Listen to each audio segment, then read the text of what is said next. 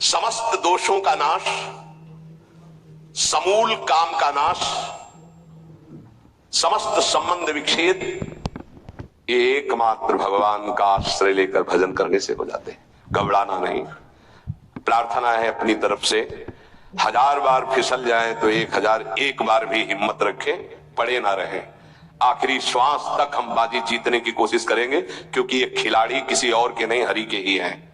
ये काम, क्रोध, लोभ, मोह, मद, मत्सर्य किसी और की सामर्थ्य से सामर्थ्यवान नहीं, मेरे स्वामी की ही सामर्थ्य से सामर्थ्यवान है। जिस दिन हमारा अहम धूल दूषित हो जाएगा तो 1000 के बाद भी हम उन पर विजय प्राप्त कर लेंगे। इसलिए किसी भी स्थिति में कोई भी उपासक निराश तो होवे ना।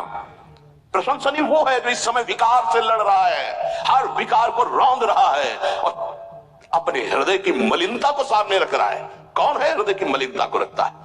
प्रशंसनीय वो है इस समय जो अपने जीवन को संभाल ले। भगवान की असीम कृपा है उन उपासकों पर जो यौवन अवस्था को पवित्र करके चला रहे हैं। सातरति लोकांतारयति। आप प्रभु के लिए इतनी जलन सह रहे ना, वो बहुत कृपाल है, वो देख रहे, एक एक सेकंड का हिसाब होगा। आप लोग ऐसा ना समझे कि आप जो कष्ट सह रहे हैं, आप जो जल रहे हैं, आप जो बेगों को सह रहे हैं, तो इसका कोई परिणाम नहीं। भगवान बिक जाएंगे, ध्यान रखना। वो देख रहे हैं, उनके लिए तुम सह रहे हो, उनके लिए सह रहे हो। समस्त विषयों का आक्रमण साधकों के हृदय में, तो क्या जाने विषय पर, जो मनाया तो खा लिया, जो मनाया देख लिया, जो मनाया भोग लिया, जो मनाया सूंघ लिया। चलो एक साइड में आके देखो तो तुम्हें पता चलेगा। इसलिए हमारी प्रार्थना मानना, कभी भी किसी भी स्थिति में उदास, निराश और कदम पीछे मत हटाना। आखिरी श्वास तक योद्धा दुश्मन को परास्त करके विजय श्री की आशा रखता है। और हमारी आशा इसलिए पूरी होगी कि हमारे साथ प्रियालाल है। नागरी दासी जन्म जितायो, बलिहारी बलिहारी। ये क्या जाने, ये तो जरा सा छींक दोगे तो तैयार हो जाएंगे वो अल्लाह मचाने में। ये साधना जानते हैं क्या?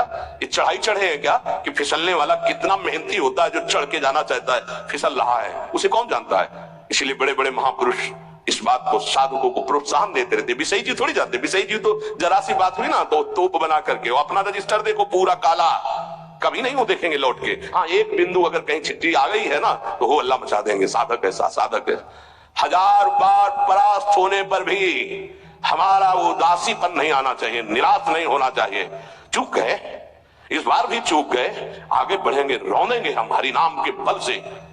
हरसि हरि नाम जपत जय। निराशा नहीं आनी चाहिए अंतिम श्वास तक, क्योंकि युद्ध किसी साधारण से नहीं हो रहा। भगवान की शक्ति से संपन्न ये षड विकार हैं, कोई छोटे मोटे। भगवान के पुत्र बने जाकर कृष्णावतार में प्रद्युम्न कौन है? कामावतार, साक्षात काम प्रद्युम्न के रूप में अवतरित हो, भगवान के पुत्र रूप में।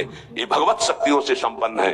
तो भक्त के ऊपर क्यों आक्रमण करते हैं? उसके अहंकार का नाश करने के लिए, शरणागति पुष्ट करने के लिए। ये अनुभव की बात कह रहा हूं। शरणागति में जहां कच्चाई होती तो वीर योद्धा घेरते हैं आसपास, तो हमारा मन भागता है प्रभु की शरण। त्राहिमाम तो कहते आओ, हम ही ने तो लगाया है इनको। नहीं, हम ना लगाते तो तुम अहंकार से फैल जाते। आओ, सच्ची कह रहे हैं, काम क्रोध लोभ हमारे बड़े सहायक हुए।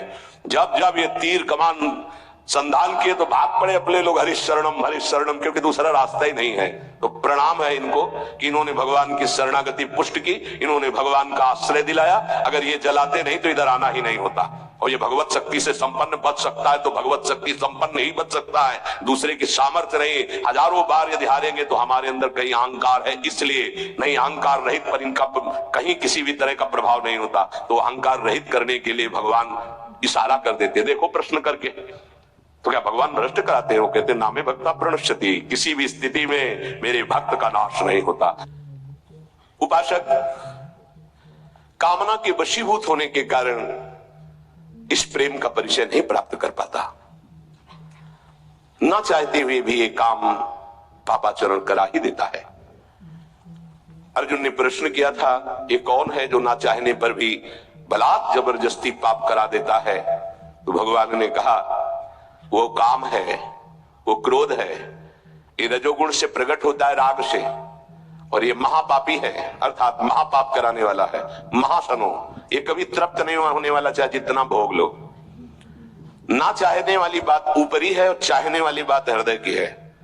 संसार शरीरों में भोगने से सुख मिलता है, अंदर बैठा है, और ऊपर से हम कहते हैं कि हम नहीं चाहते थे पर ऐसा हो गया। नहीं, अगर ये बात अंदर बैठ जाए कि हमें नहीं चाहिए, ये झूठे सुख तो फिर कोई परास्त नहीं कर सकता। तो बोले जानकारी होने पर भी प्रयोग क्यों नहीं हो पाता? वस्तु, व्यक्ति, क्रिया, स्थान, इससे जो हम सुख चाहते हैं उसे काम कहते हैं। किसी शरीर से, किसी वस्तु से, किसी पद से।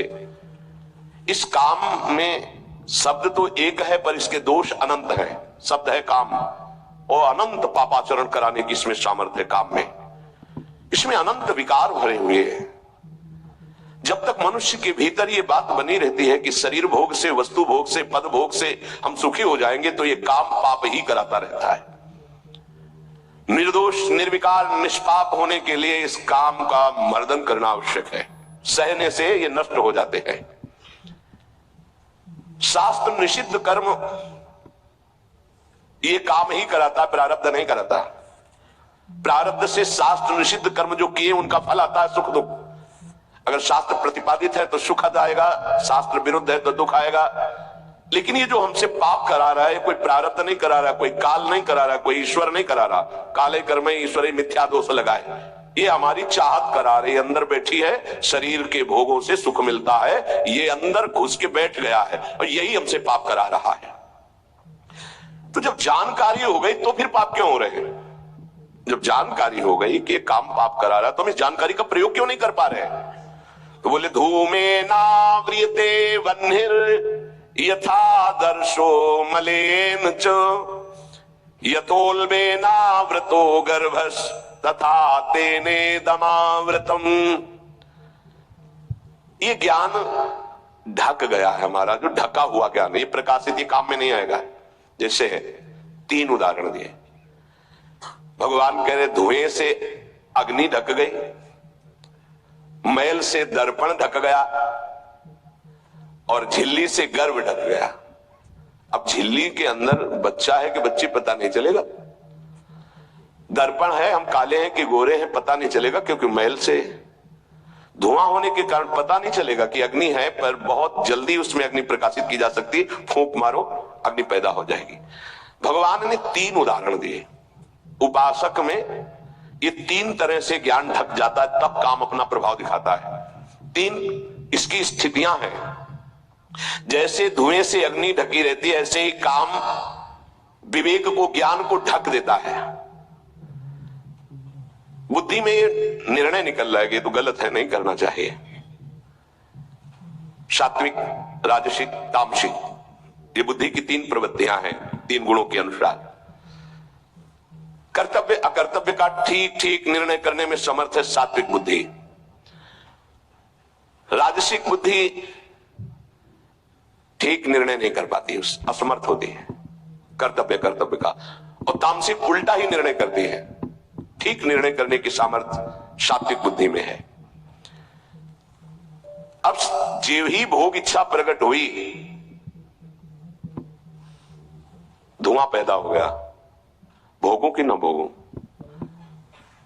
पाप तो नहीं बन जाएगा।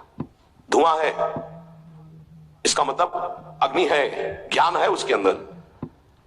अब अगर उस समय उसको सत्संग मिल जाए, कोई संत की बात चलने लगे, उसका चिंतन वो रोक पावे, तो मानो फूंक मारना है। जैसे धुआं उठ रहा है, 1 2 3 फूंक मारो, आग लग गई, प्रज्वलित हो गया, बच गया। ये पहला बहुत सरल है, बच जाना काम से। धुआं हो जाने पर दिखाई नहीं देता क्या है, क्या ठीक है क्या नहीं ठीक है, पर फूंक मारो तो आग उठी, धुआं खत्म हुआ। ये ज्ञान हो रहा है, बीच बीच में जलन हो रही कि भोगों की ना भोगूं, अच्छा है कि नहीं अच्छा है, कहीं पाप तो नहीं हो जाएगा, कहीं गलती तो नहीं हो जाएगी, पर वो धुआं है, नहीं भोग लेते हैं, अवसर मिला है, समय मिला है, भोग लेते। ये उस समय उसको चाहिए, तत्काल कोई सहयोगी चाहिए विवेक का। परमार्थिक मार्ग में धुआं पैदा कर देगी। साधक अगर सावधान हुआ तो तत्काल प्रयासरत हो जाता है इस धुएं को हटाने के लिए। फूंक मारने का मतलब कीर्तन शुरू हो गया, वो सत्संग शुरू हो गया, किसी संत के पास तत्काल बैठ गया, उसकी वाणी सुनने लगा, वो धुआं खत्म हुआ। फूंक लगी, आग हुआ, जली, धुआं खत्म। ठीक निर्णय होगा, नहीं नहीं ऐसा नहीं करना। उत्पत्ति विनाशशील जड़ वस्तुओं में प्रियता, महत्ता,